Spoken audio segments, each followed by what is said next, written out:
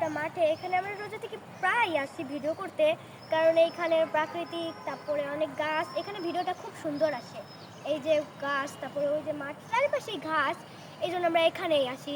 এখানে ভিডিওটা ভালো হয়। আর আমরা আমার 2 বোনকে নিয়ে আসি, ওদের বয়স 1। আমার সাথে আরেকটা বোন আসে, ও হচ্ছে আমার মতোই, খালি আমার থেকে একটু ছোট।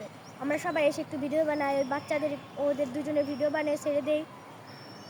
এই হচ্ছে আমাদের কাজ এই মাঠে এসে। এখন আমার যেই বোনটা, ও এসে একটু কথা বলতে চায় আপনাদের মাঝে, আপনারা একটু প্লিজ শুনবেন, আসো।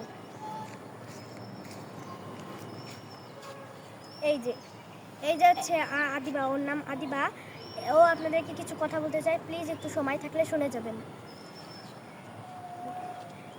আমরা হচ্ছে এই মাঠে প্রত্যেকদিন নিয়মিত আসি, আর আমরা প্রত্যেক দিনই ভিডিও বানাই। লাইক সাবস্ক্রাইব করে না কেউ, এই জন্য আমরা খুব মন খারাপ হয়ে গেছে। আর এখন আজকে হচ্ছে আমরা ভিডিও বানাচ্ছি, সবাই একটা লাইক সাবস্ক্রাইব করে দিয়ে।